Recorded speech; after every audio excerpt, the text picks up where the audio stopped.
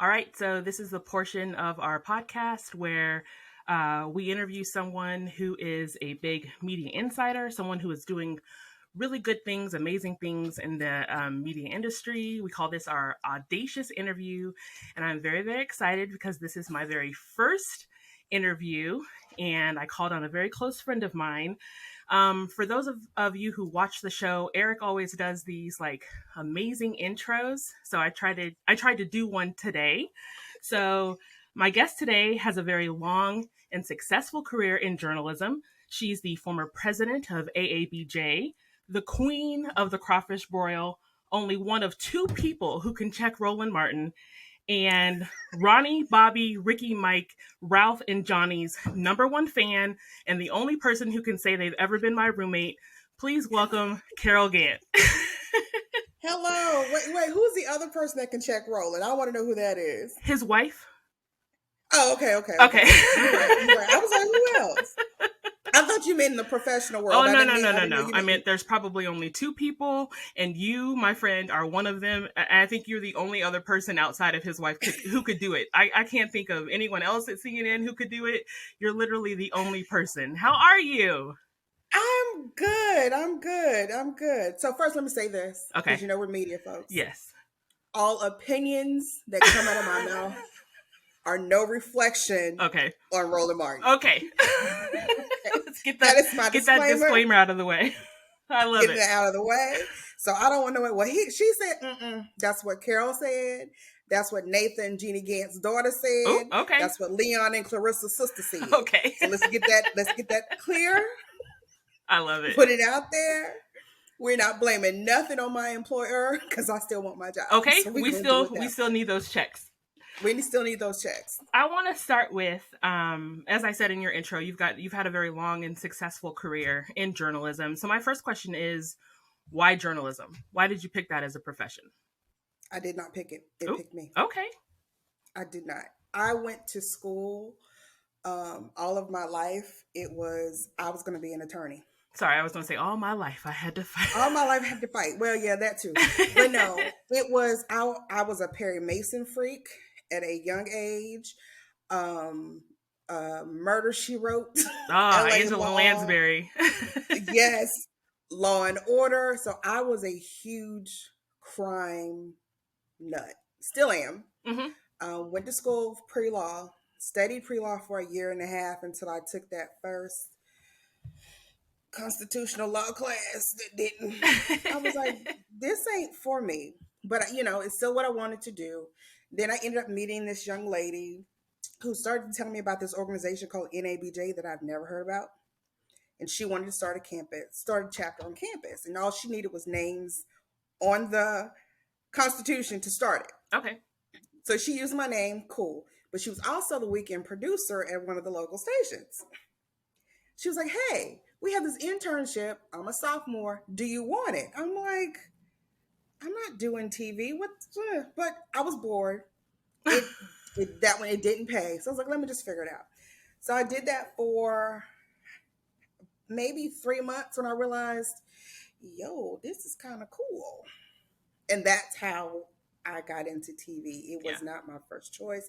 I knew nothing about getting into TV news at all. Okay. It was just kind of handed to me. So I did not choose it. I chose to stay, but I didn't choose it. It was not my first choice. Okay. Two things that you said I thought were really interesting. The first one, you said it was unpaid. These kids today have no idea. These internships, paid internships. I'm like, what is that? What is that life like?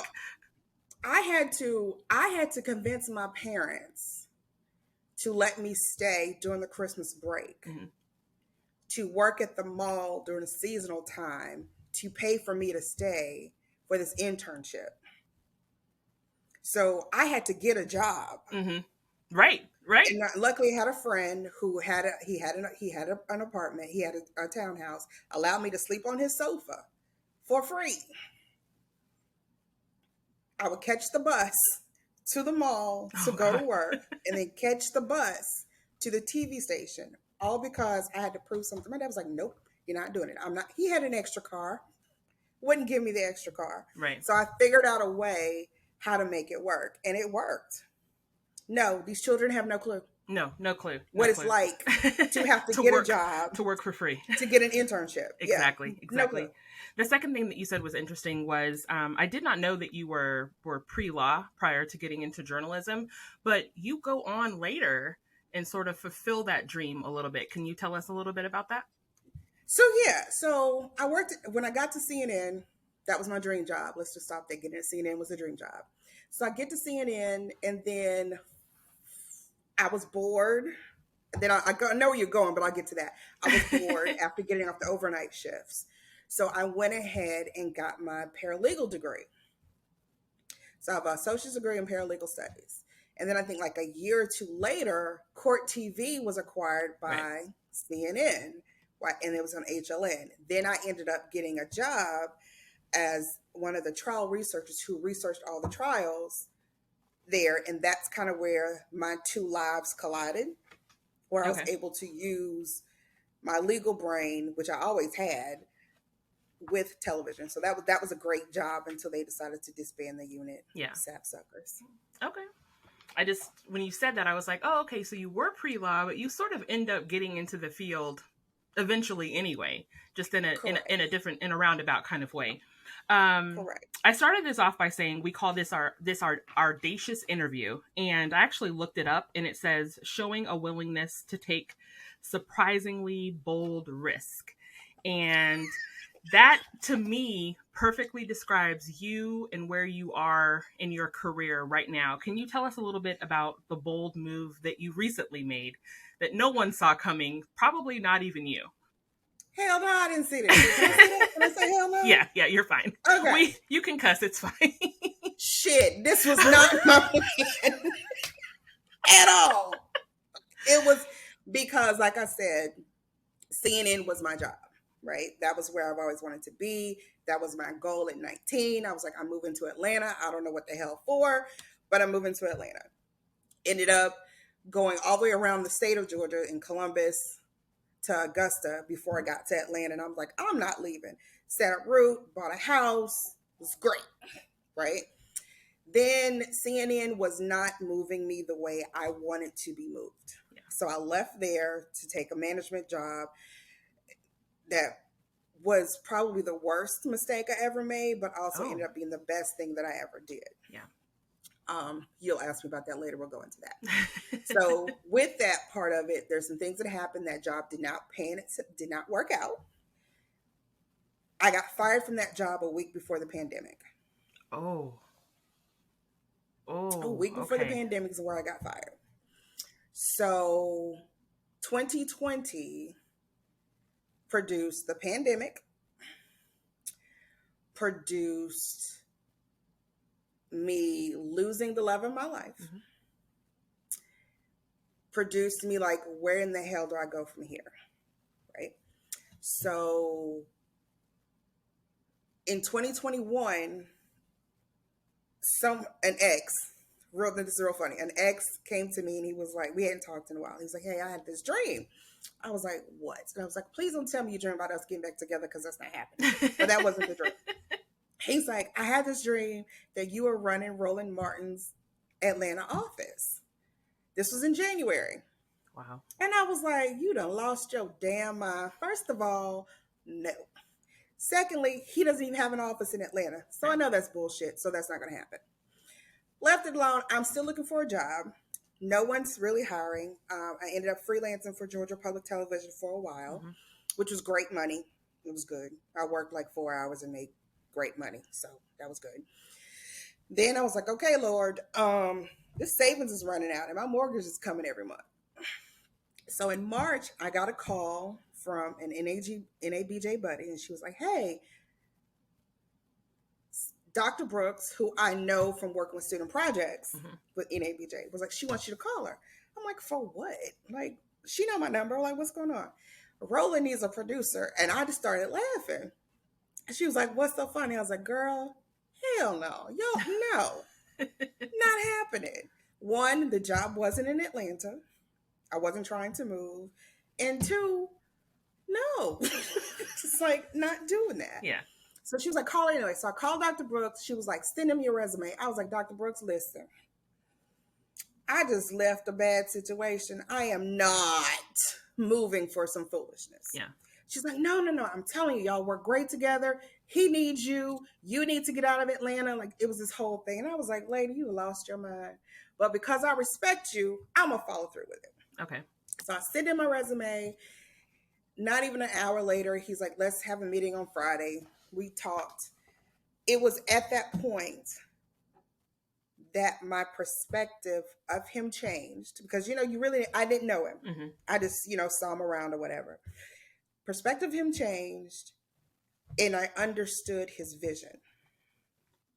And I was like, you know what? I don't know, but what do I have to lose? I didn't have a job. Why not? And he was like, let me fly you up for 2 weeks and try it out. All right, cool. So I come up to DC, try it out, and I was like, I could do this, because I understood what he needed. I had the skills to do what was needed. Mm-hmm. Why not? Right? What really could I lose? Right? He is a Black man who started his own network, Real Talk. Mm-hmm. It is and I'm helping him build I'm helping him build that. Like, who doesn't want to be on the ground floor of something that no one else has done? When pretty much no one else has done, and it's great. And why not? So that's how that happened. It was literally pretty much handed to me. And then when I told certain people, because a lot of people didn't know what I did or what I was doing until like a year later. So when I told some people, they was like, for real? I was like, yeah, let's see how it goes. So that's how I ended up working for Roland. Okay. And I will say it was the absolute best thing I could have done at the time.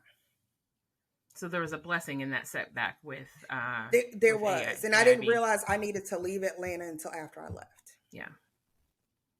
I will say, I don't think that you were handed that job. I think you earned and deserved that job. It was something that wasn't like those kind of opportunities, weren't available to us where we previously worked. We were sort of all stifled in our careers. And so I don't think it was handed to you. I think someone recognized, what others weren't able to. You're right. But what I'm saying is I didn't have to go through, there wasn't like this long interview process. Right. There wasn't this, other candidates. To my knowledge, it was literally, I got somebody for you. You better hire her and take care of her. Mm-hmm. And here. So that's when I say hand it to, and I will say that is the first job that I ever got from my NABJ connections. Because, you hear people talk about how they get their jobs through NABJ and how that truly was an NABJ connection. Okay. And how I got that and how I got to where I am right now. So when I say handed it to me, I literally mean it was like, oh, here you go. Right here. Yeah. And the way everything else just worked itself out. There's certain opportunities that you cannot afford to pass up when everything is pretty much handed and worked out. No kinks, no nothing. Right. And this is one of those. So you are the supervising producer for Roland Martin. Can you talk a little bit about like what that means, what that title all it entails? The title means absolutely nothing. Okay. It means nothing. And it's a pretty big title. Like it is a pretty big title, but what I'm saying as far as what the job duties are oh, I already know. Right. So let's just say everything. Let's go back. Right. Correct. So we're at CNN, right? Supervising producer at CNN does nothing. They supervise. Right. They have the producer, they have the editors, they have all that kind of stuff. Executive and producers. They do all that. That's not my life. Right? Right now it feels like I'm back in local news because we're so small. Mm-hmm. So I do edit, I do write, I do book guests. Friday, I had somebody out. I'm line producing with the guest host and also doing video playback at the same time. So it's a lot. There were some missteps because there's some other issues I'm trying to take, and I may have hit a commercial late, but it is what it is.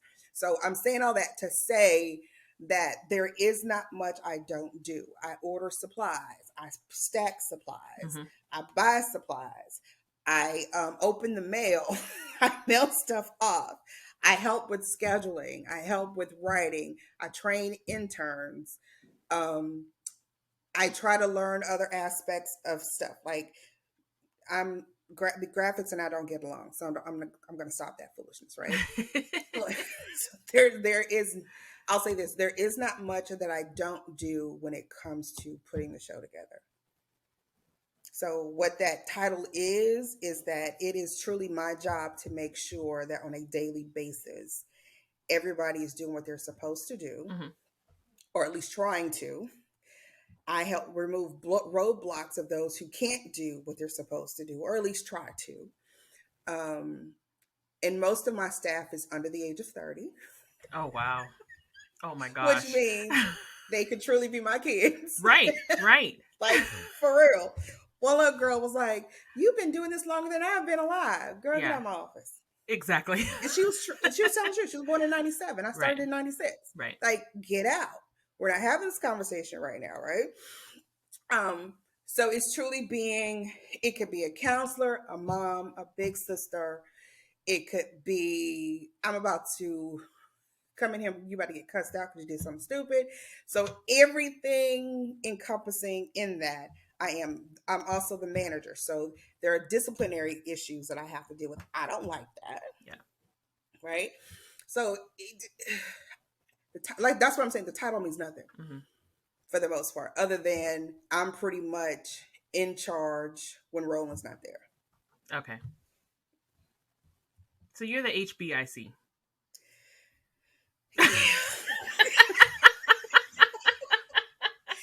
Yeah. Yeah. I'm that person. I'm also, I feel like I'm the wingman for Roland sometimes. We're out and so go talk to my producer Carol. And I was like, then people I don't know, "Are you Carol?" I'd be like, "No." And I'm like, what did Roland tell you to come tell me? Right. And their look on their face like, first of all, you know I am because he pointed me out to you. Secondly, I know why you're calling me because you said my name. Because you know us producers like to be in the background. We don't want nobody to know who we are. Exactly. That's why we're behind the scenes. Behind the scenes, and you're calling my name. I'm like, okay, what now? So I'm his wingman. Like, I don't have time to talk to you. Go talk to her. Like, Roland, like, I got time to talk to these people. Right. But okay. No problem. We'll make it work. Yeah. Talk to me a little bit about working with someone. I feel like you and Roland maybe you get along so well because you both have similar personalities. You're both extremely strong. But talk a little bit about working with someone with such a strong personality, but also maybe sometimes a little polarizing. You know, Roland says things, and sometimes when he says things, they become trending topics. People start talking about it.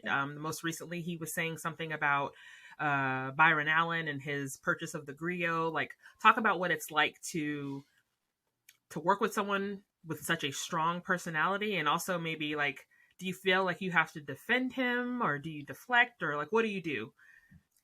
Roland go Roland. Right? That's my thing. I'm like, Roland go Roland. I don't have to defend him. Roland defends himself. Okay. Right? That's not my job to defend him. Roland has his own opinions, and most of the time, Roland is kind of right.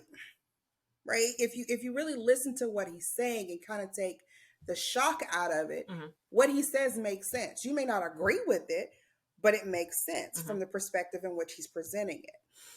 So no, I don't defend, nor do I deflect, because I'm like, well, you know, that's his opinion. And growing up, and I'll say growing up in the news business as well, we have kind of been trained not to have an opinion about things. So I am very careful with who I have those conversations with. Right. So I'm not out willy-nilly on social media saying anything, because I'm like, that's not what I use social media for anyway, for one. So yeah, deflecting. I don't defend that man. That's his thing. It's how he feels, what he says. That's fine. And it's funny because a lot of times we agree on a lot of stuff. So that's kind of thing. So how do I I grew up with a man like that. Okay. My Your father dad. was like Yeah. that. So, and I remember growing up, my dad's like, if you can't take this in the house, you're not gonna survive outside. So my dad would say stuff to me, and I'm like, if I didn't have high self esteem, that would hurt my feelings, right? So especially my father, his actions, telling the coach to take me out of the basketball team off the floor because I'm sucking in the game. Mm. My father yelling at the basketball game. Um, Here, my father had one volume loud. Right? I was like 13. I was like, okay, he does like me. He just loud. Okay, Yeah. get it. So growing up in that kind of environment, and I told Roland, I was like, dude, you remind me of my daddy. I ain't worried about you. You know, because it doesn't bother me because I know his intent, Hmm. right? I know what the mission is, and I know it's not personal. And it's like, okay, I don't mind you telling me I fucked up, but I mind how you tell me I fucked up, Mm. Exactly. right? It's a way to I say mind, everything. right? Like, okay, my bad. And one thing that I've learned, like with my father, if you own up to your mistake or whatever, that's it. That's the end of it. There's nothing else to say. But if you deflect, lie, and don't admit it, that's where the foolishness comes in, right? Yeah. Yeah. That's where the other stuff comes in at. And that was the same thing with my father. So I was like, okay, yeah, I messed up, my bad. Won't happen again. And it doesn't happen again. So how do I work with that? I had 39 years of training Before you got to rolling. before I got there. And my mom was like, she says, I was worried about that. She said, because you and him, and I Yeah. know how you are. I was like, look, the Lord knew what he was doing when he put this together. I said, because this didn't come together haphazardly. Hmm. It didn't, because there's no way. And we do, and the more I work with him, the more conversations I have with him, the more I realize we are alike. Our approaches are just different. Okay. Okay. Um, you mentioned your father, and earlier you also mentioned that you lost the love of your life in 2020. Can you talk, if you're comfortable, talk about sort of still trying to work and maintain in this crazy industry in the face of so many like significant tragedies in your life? Whew. Um, it's been difficult. It's been difficult because when my father died, Jamal was there to help me through that. Mm-hmm. Mm. So then when Jamal died, who's here to help me through that? Yeah. Right? Um, and with him, Jamal, of course, that illness was quick and it, I can, no, let me say that. When we discovered what it was quick. And it Mm-hmm. was from, I think it was around 63 days Oh my from the gosh. time he first went to the hospital to the day he died. It was about Mm-hmm. 63 days. And it was in those 63 days that I had to come to grips with what was happening, which was different than my father because my father had been sick for years. And I was able to prepare myself a little bit more because I knew eventually this is going to happen. Yeah. Right. So with Jamal itself, that situation, I understand now why I couldn't get a job in 2020. Mm. You know, hindsight is 2020. Like real, I understood why because when things started happening, I was the one with him when it was happening. I was the one taking him to the doctors. I was there, and we were able to really create a lot of memories in before we found out what was happening, and they made that much more sense, Mm-hmm. right? So that's still, the matter of fact, I had a mental breakdown yesterday just thinking about him yesterday. They are far and in between. He was my person, and dealing with those losses, it I don't even know how to describe it. You know what I'm saying? It's like Mm-hmm. you it helps deal with some of the day-to-day stuff that we deal with, right? It helps in a sense where work really takes my mind off of my feelings sometimes. There are days I'm minding my own self business, driving into work, and DMX, y'all gonna make me lose my mind up in here comes on, and I start crying, and I'm like, what's going on? That was my dad's favorite song. Don't ask me why it was, but it was. I don't know if that was directed at us. I don't know what he liked that song. I don't know. That's so funny. Can But I tell every you, now and then I could hear my dad loves that singing song too. Right. I don't know what it is. It's like I think I really know what it is, but I'm not gonna say it. Yeah. So, the tragedies, even though there have been days I felt like I didn't want to get up for both of them, right? Both of them encouraged me enough to get up, especially seeing my father and the pain and things that he went through. Like if he can get up, and there were times where he had to get on his knees for him to get up, right? And I remember one day I was like, sometimes you have to fall on your knees before you can get up, right? And then always having Jamal being my biggest cheerleader no matter what. Yeah. In the 15 years we were friends, well, 10 years we were friends before we decided, hey, I like you.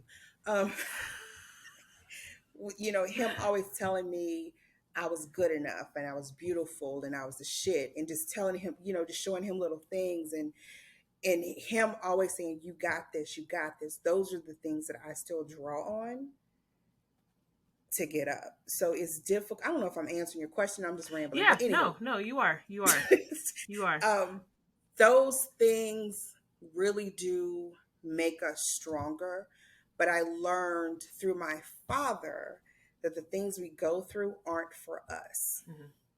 They're definitely for someone else to see that they can make it as well. I also know you're a strong woman of faith as well, and I know that helped you during Child, those times. listen, let me tell you. I know they say you need to have faith the size of a mustard seed. Yes. But I will tell you this. My mom ended up she was sick. And it ended up being the same disease that killed Jamal and my pastor. Luckily, praise the Lord, it was found early enough and found on a different part that all she needed to do was have surgery and she's fine. Like she's clear, right?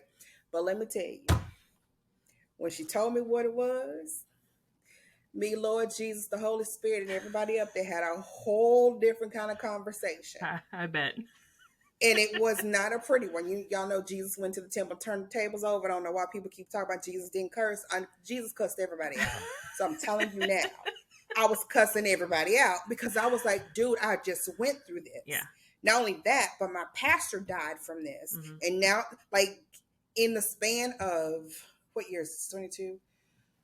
The span of 5 years. 7 years. I'm sorry, I can't count. See, that's why I'm in liberal arts. 7 years. Girl.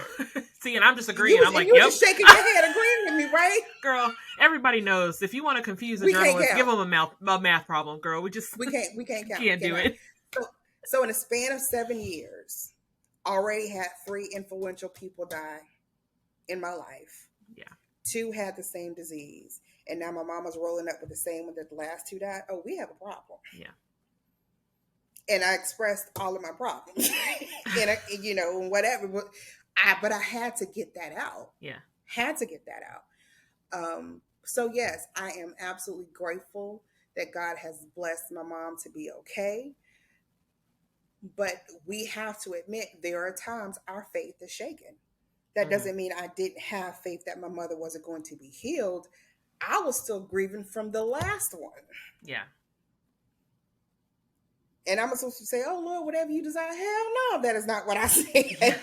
That's not what I said at all. Yeah, yeah. So yes, being grounded and being raised up in the church has helped me deal with situations in my life, but it also allows me to be human and feel what I feel. That's why I always tell people, don't come at me with no Jesus stuff and I'm feeling this way, because you'll get cussed out. I know the Bible as much. I have been in church since probably before I was born. right? I grew up in the church. Right. I've done every Easter speech, Christmas play, Girl. Sunday school, vacation Bible school, drill team, done all of those things. But that does not take away the human factor of who I am. Mm-hmm. And there are going to be days I'm like, God, you have lost your mind right now. Like, I'm going to need you to help a sister out because I don't understand any of this. Yeah. And, you know, I would hear old people say, you're not supposed to question God. Use a lie. Use a lie. Jesus questioned him. So don't play with me. Yeah. Like, don't do that. So people need to understand that being grounded in spirituality, because I don't believe in religion at all, because religion will kill you.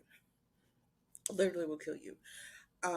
Knowing who leads your life and having that relationship with whoever you serve, whoever that is, that's between you and whoever. But as far as me and my house, we're going to serve the Lord. I take that from raising the son, but that's okay. I know who takes care of me, and I talk to him as if he's my father. Yeah. Because he is.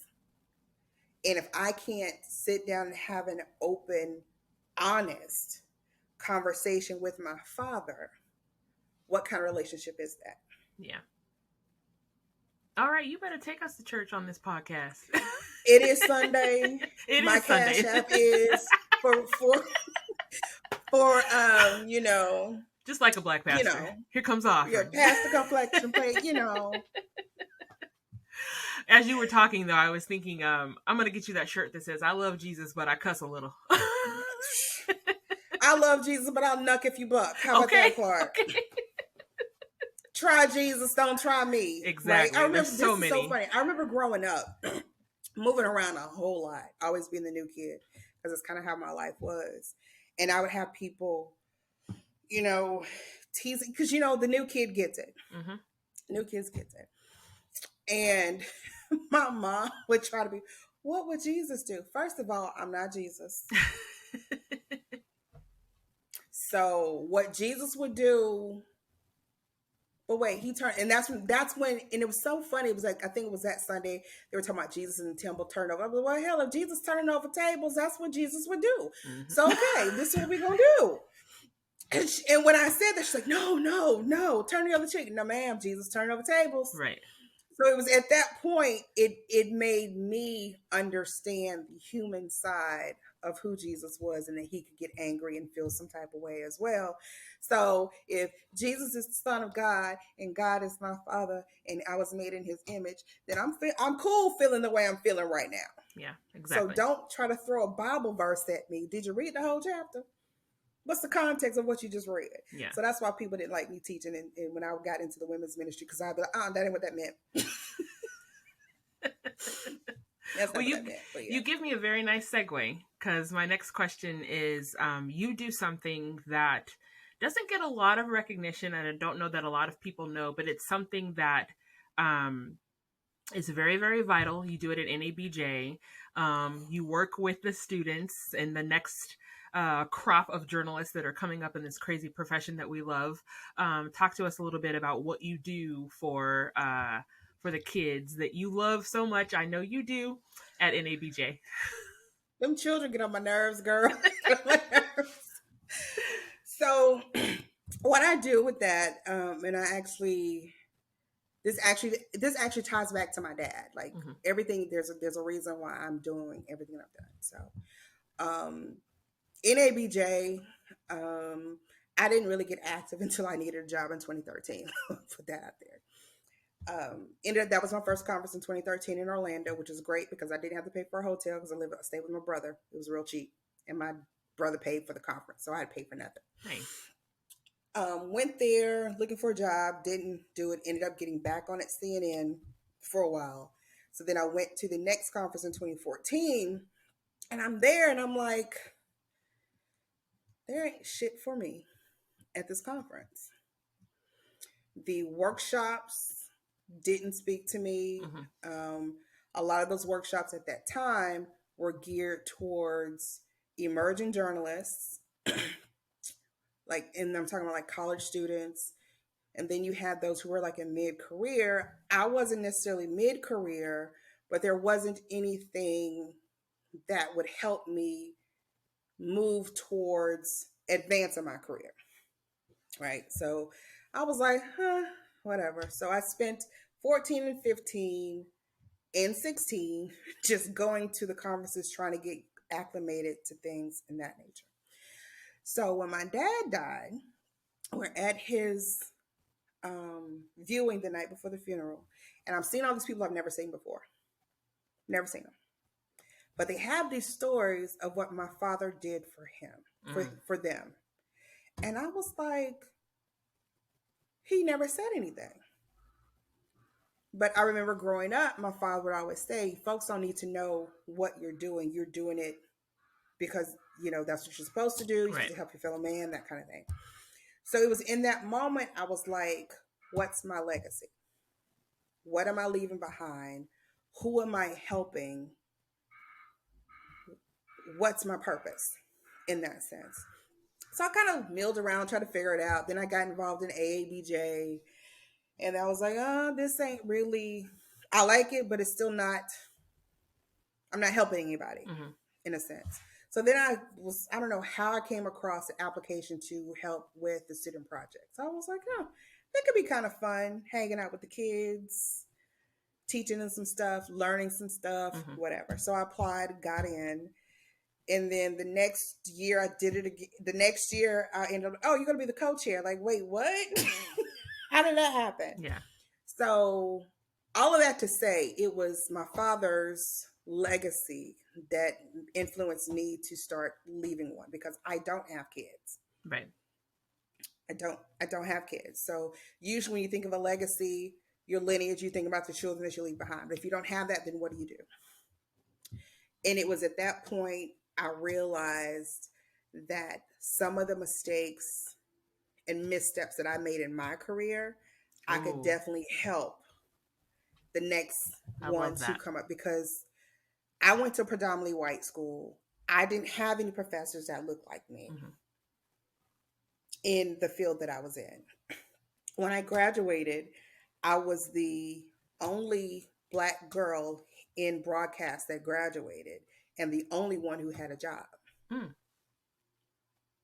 No one else had a job. I was the only one who had a job. Yeah. Then this other girl came on. That's a whole nother conversation that I trained, but that's still a whole nother conversation. So it was then I was like, how can I help them get acclimated in a CNN?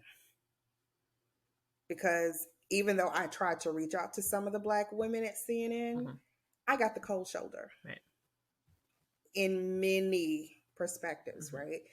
And it's sad to say that the most help that I got on this journey were from white men. I have a similar story. Like, there was always usually like one Black female anchor who was just kind of kept her head down doing her job so she don't get canned for the most part. It wasn't until kind of like after I left those places that I understood what was happening. So that's why I love doing what I do, because we have to prepare our students, our kids. I'm calling them kids because we have to prepare them for this world when they go into, and they may be the only one in the room. Yeah. I didn't have anyone to talk to about that, right? Like, my brother had the same experience, of course, my mom and my dad, but not in the same industry. They were more in private and government jobs. I'm in something that's totally subjective, and I could come in with 2 different color shoes and lose my job that day. They were in a different realm of stuff. So I could talk to them, but they didn't understand what I was going through. Yeah. And I was like, you know what, this is just going to be my contribution, is to help them navigate through understanding what it is to be a journalist, doing my best to get them to understand that not everybody needs to be on TV, that the decision making is very important, and we need people who look like us behind the scenes.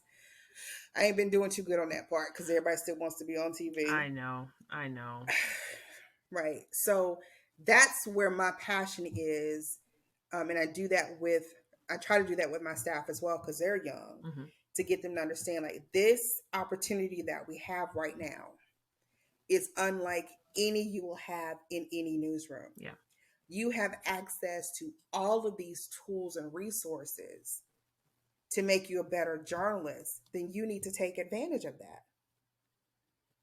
So that's kind of where all of that fits in. I feel like it is our duty to help those behind us Yeah. because I didn't get to where I was by myself. Granted, half of them didn't look like me to help me get here, but at least I still had help getting here. And that's what I really want to do, is help those not have to fight the same battles that I fought, and equip them with better resources, tools, coping capabilities to deal with some of the things that I dealt with in my career. Yeah. Oh, Carol loves the kids. I knew it. No. Don't look. That's between me and you. Okay. Don't tell anybody. Don't tell anybody. Because the kids think I'm mean as hell. Like, they think I'm mean. And it's funny. You're helping them. I'm not mean. I just mean what I say. Yeah. And being honest. my mom we tease about this. I tease my mom all the time. I was like, all my life, you had me thinking I was just like my daddy. I'm more like you than anybody. Yeah. Because if I don't deal with you, I don't deal with you. That's not being mean. That's protecting my space. Like, if I don't want to deal with you, I don't want to deal with you. And that's just what it is. Yeah. So yeah, a lot of people's like, well, she's mean. No. So my mom's like, you're really hard on the kids. Mama, I expect the bare minimum. Yeah. No, you're just keeping it real with them. I have 2 more questions, and then we're gonna do a little bit of a rapid fire, which I think will be fun. I think you'll like. All right, let's go. I think you'll like it. But I want to ask you, what's next for Black Star Network? Like, is there any kind of inside scoop you can give us? So it's not an inside scoop because he's been saying it for the longest. Okay. So it's no inside scoop. Okay. So I'm not giving any secrets or whatever. Okay. Really, truthfully, he's in the process of working out launching a 24-hour network. Yep. So what that looks like, so let me tell you. So there's a lot of stuff that I found out after the fact, and I just got to play catch up. Okay. So luckily, the 24-hour network was something he's always been talking about. So right now there are other shows in the works. I think he's working on, I say he because that ain't my ministry. Ain't my business. I stay in my lane. Mm-hmm. We're working on another daily show. I don't know nothing about it other than it's a daily show. I know he's working on several other either acquired or weekly shows. Okay. And some of those acquired shows are pretty much shows that someone else produces, and we're just being used as a distribution platform. Okay. Right. So that's kind of where we are right now, that I know of. But again, stuff just pops up sometimes. I'm like, what is this? Okay, let me figure out where I fit into all of this. Yeah. But right now, that's the biggest thing that I know that Black Star Network is working on, is to be a 24-hour network. Okay. Which is to keep all the money in house, because right now, on YouTube, they get a portion of the monetary stuff that comes in. Facebook is the same, Instagram is the same. So he's truly trying to create a truly Black owned. See, I've learned this too. I didn't know there was a difference between Black owned and Black targeted. I didn't know that. Oh yeah. Like Black News Channel wasn't Black owned. It wasn't, but it's Black targeted. Right. But everybody kind of touted as if it was blackity black. Mm-hmm. No, Black Star Network is blackity black. Okay. So when I say I didn't know, and the reason why I didn't know, because it wasn't something that was in my space for me to know. Yeah. Right. So we knew when the Johnsons sold off BET, it was no longer Black owned. And didn't even think about Viacom keeping it Black targeted. So yeah, there's a whole lot that I'm learning in this digital space. So this is truly a Black owned company that is Roland would tell, I remember he telling me, he said, I need you to wake up black. I'm like, I do wake up black. What does that mean? What do you mean? But after a while, coming from my background, which is in a predominantly white space in this industry, it was more so of give the topic of the recent bill. Which one was it? I call it the IRA Act. What did I call it? The Inflation Reduction Act is what it was. That's for everybody. Absolutely. So my job is to figure out how, even though it's for everybody, how does it affect the Black community? Yeah. That's what he means, like, think, wake up black.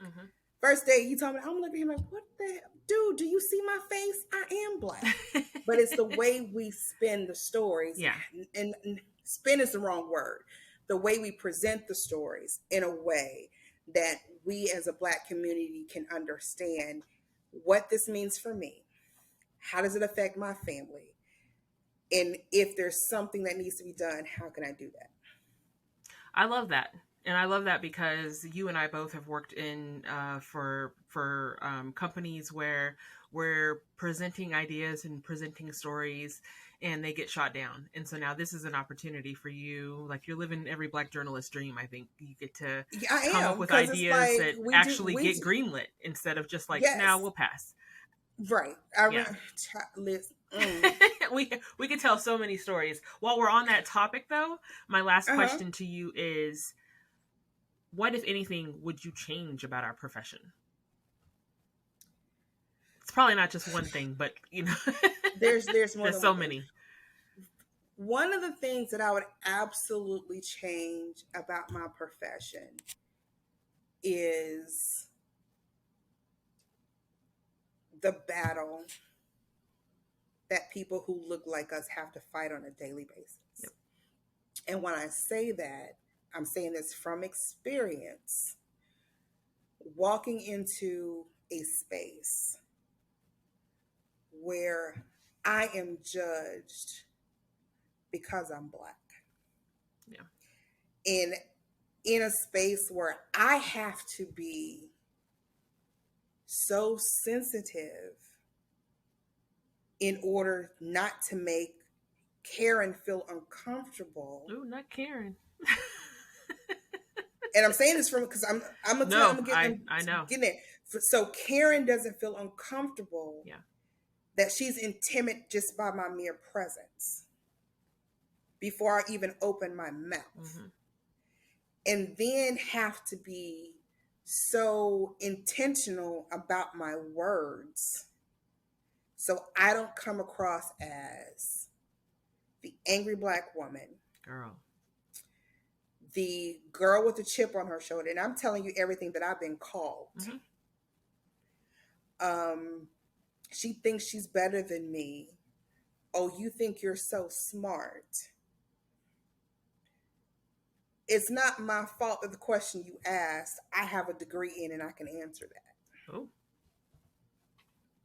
It's not my fault that you, and being the only Black girl on the team, it's always you're the resident colored girl, right? Right. Anything that goes down, anything that happens in the Black community, then the questions come to you. Right. You weren't asking me this about yesterday's story, so why is this? Right. And not realizing that the questions you're asking, you are assuming that I came from a family where my father wasn't there. I came from a family where both of my parents don't have college degrees. Yep. I come from a family where my brothers and sister and I have different parents. I don't come from a family where, no, my brother went to West Point. Okay, ma'am. Let them know. Right? No, my brother is actually a senior VP over at SeaWorld right now. So they're assuming these things, these stereotypes about me based upon what they think Black life is. So then when I come in and I'm having a conversation with you and I'm looking at you in your eyes and now you're uncomfortable because you can't look at me in my eyes as we're having a conversation. You're uncomfortable because I'm kind of articulate and intelligent to where I can have a conversation with you, and now you're feeling some type of way because you're not educated on said subject. So now I think I'm very smart because you don't have the knowledge of what is being spoken about. Yeah. So that's one thing I would love to change in our industry, and to see more of us in leadership, in management roles, Yes. to reflect what is truly happening in the world, that where we can bring in these young journalists so they don't have to feel like they're fighting every day. Yeah.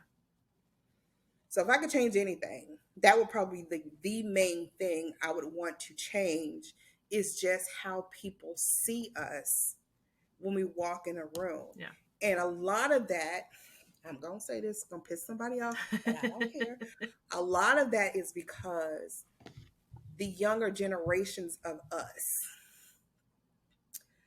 have seen how showing your ass online Right. gets you stuff. They see that if I can make a video go viral, I don't have to do no work. Yeah. It doesn't always work that way. So yeah, I would change that too. Yeah. think that's I don't know that people realize, walking into an environment like that every single day, how that can take a toll on the strongest person, the strongest individual, like having to do that day in, day out. Like, when did you start at CNNI? What year did you start at CNNI? That's a good question. 20 Was it 17, 16 or 17? I left in 18, so it was maybe like 14, because I think that I was there for 4 years. You worked on the evening shift, right? Yeah, 12 to 8, 12 p to 8 p. So you were there in 2016 when all those police shootings were happening. Mm-hmm. Yep. That was the day Carol showed her black ass. It was the day. Yeah.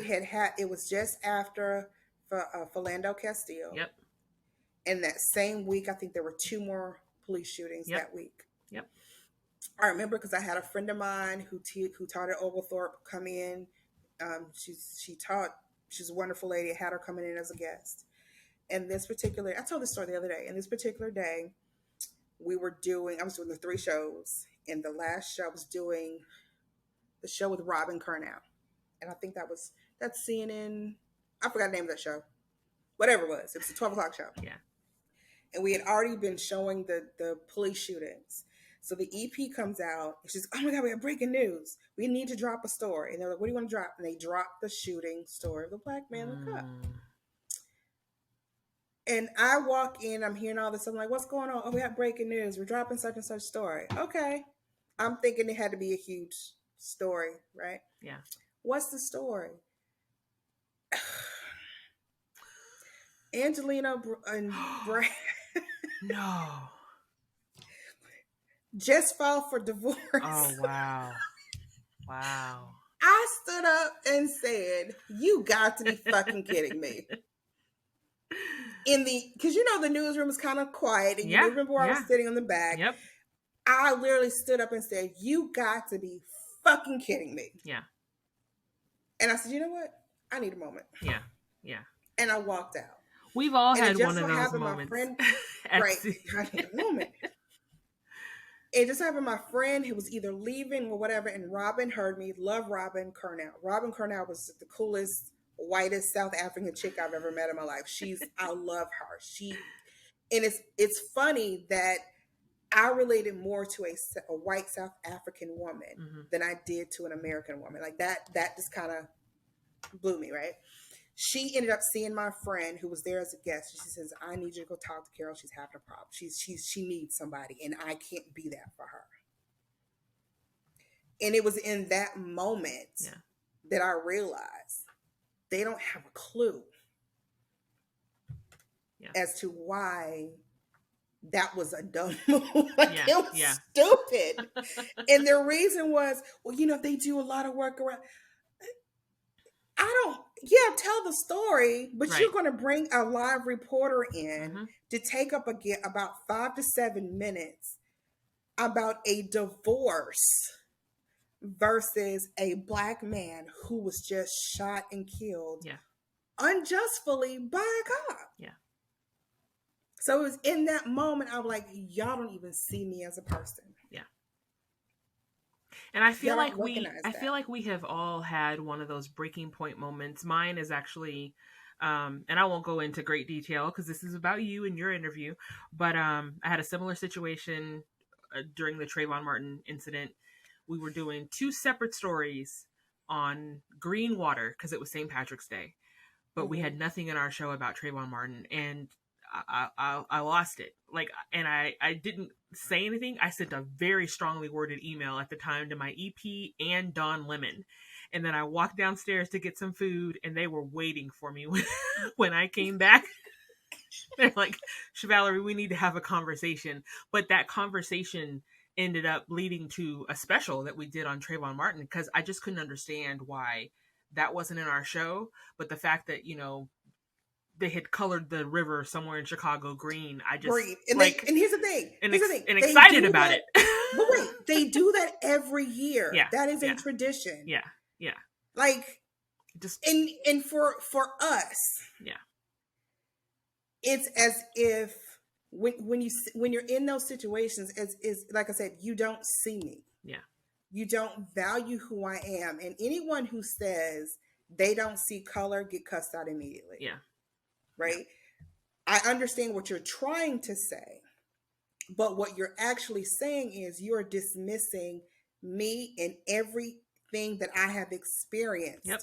That's a part of who I am. You can't say that because Yeah. when you say that, so now you don't see me. Now you don't, you know what I'm saying? Like, we're all human race. You're absolutely right. You're right. But I need you to understand that in that I'm still a black woman. Mm-hmm. There are still experiences that I have to go through because I'm a black woman. Yeah. And for you to say you don't see me as a black woman is you're dismissing everything about me because those experiences shape who I am. And if you can't accept who I am, that's a problem. Yeah.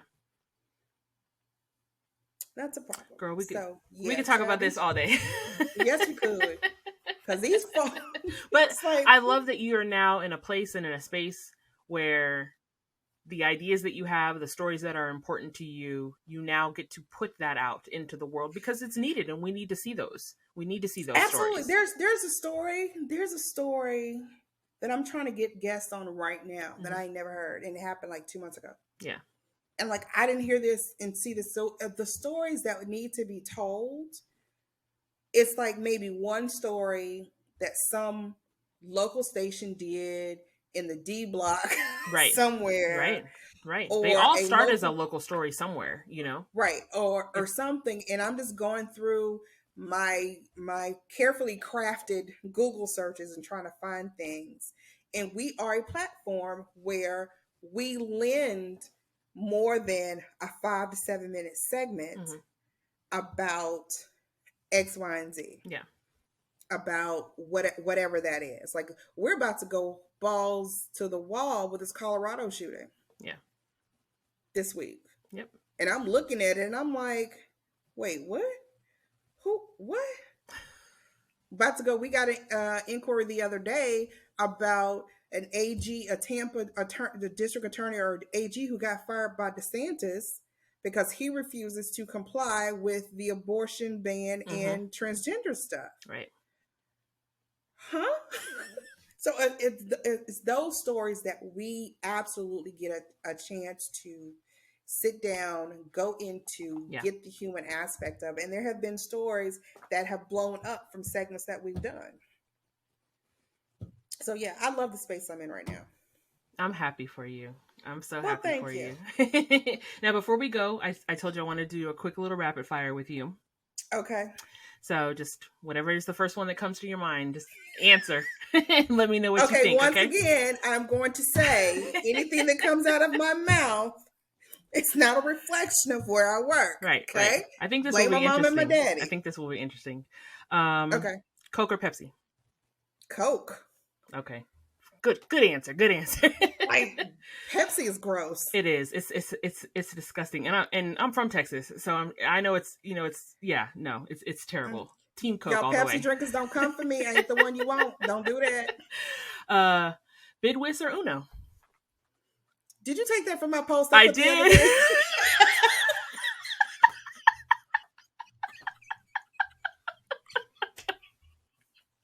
So there's a story behind that we'll talk about when this is no longer recording. Okay. But here's the thing. I am not a good bid whist player. I don't. My father would never teach me because he said it was a grown folks game. Yep.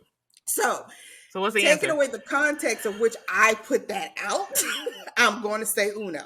Okay. But I do not go to the grown-up table trying to play bid whist or Uno cards. I don't do that. Okay, see, I thought you were going to say bid whist because my next one is bid whist or spades. Spades. Okay. This is be an interesting one. Jodeci or New Edition? New Edition. I already knew the answer to that one. New Edition. You're gonna pick New Edition over my boys Jodeci in the desert with the leather? No, New Edition. I already know. Look, folks, New Edition. This Roland has teased me about this. New Edition was the only group my father would allow me to buy their music. Oh, okay. Growing up. And I also know you just got to meet all of them, which is amazing. Yes. So I met Ronnie before. Weren't you with me when we met Ronnie at Playdate? No. Okay, but so my first concert in Atlanta was you. It was Gerald Levert, New Edition, and Brian McKnight. Yep. Right. So I met Ronnie before at Playdate. And then, but to meet all of them at the same... Girl, and Ralph rolled around and came up, just looked at me, smiled, and gave me a hug. I was like, shit, okay, you playing come too. I was convinced I was going to marry Ronnie DeVoe. I just want to put that out there. I don't know why, looking back now, like why Ralph was my favorite. Like, I don't know. Of course, but the lead singer. New Edition all day, every day. Fine. You can't, Fine. Like, warm or cold weather? Cold. What? Without snow. No, without snow. Okay. So I like to be cold. Oh, okay. Because I'm very hot natured. I saw some post about the weather, and I just figured, I know you're a Southern girl. I figured you would say warm, so I'm shocked that you actually said cold. It's easier to warm up than it is to cool off. Okay. This has a 3-part: Texas, Louisiana, or Georgia. Damn. So that's interesting because I would have to say all 3. Yeah. Only because so many significant things happened to me in my life in all 3 places. Okay. Including you should have put Alabama in there too, but that's a whole nother story. I did see Alabama. I saw that on there. I did a little research on you, girl, but I picked those 3. I know. Yeah. So I would have to say.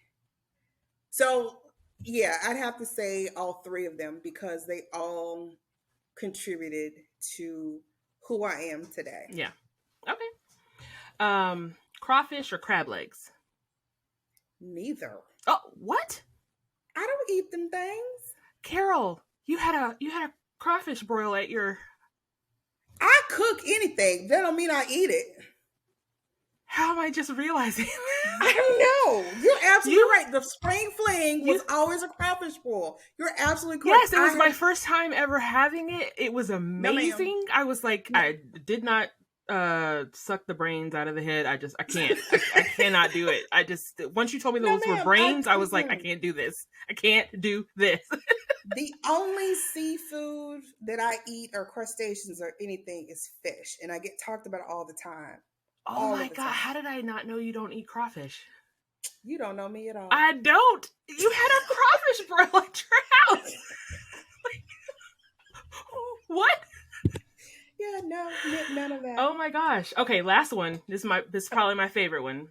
Okay. Saints or Cowboys? You know it ain't them damn Cowboys.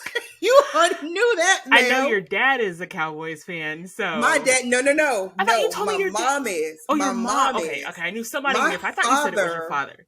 no. My father called them the Cowgirls. He could Oh not Lord. stand. Oh Lord. Could not stand. That was the first time I ever heard that. He cheered for anybody who they played against. My father did not like the Cowboys at Oh. all.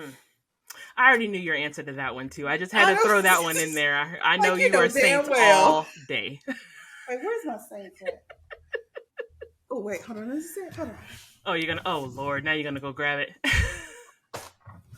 Hold on.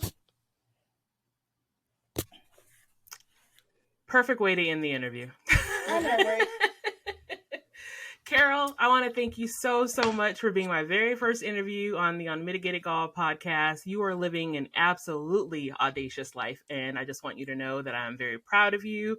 Thank you for taking me into your home, when I was here in Atlanta. Otherwise, I would have ended up at the Darlington, and we know people don't make it out of there alive.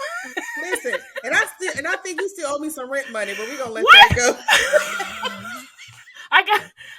I got some coins now. Let me know if I still owe you. I think you still owe me some money, but you know what? I'm gonna let that slide. It's all good. It's been this long. I ain't missed a meal or nothing, so it's okay. It's okay. Carol, thank you so much. You know, I love you. I respect you, and I'm excited for everything you're doing in your career. I think it's amazing. Thank you. I appreciate you keep rolling in check. Huh? I said you keep Roland Martin in check. Only you can, girl. I just look at him sometimes, be like, "You done?" It's like, okay. Yeah, then I go over my business. It's like, what you need? Oh, okay. So we have honestly and truthfully, I am surprised. It is not what I expected, but it's definitely a great place to be. Yeah, and it's where you're supposed to be. Yes, ma'am. Thank you so much, friend. You're welcome.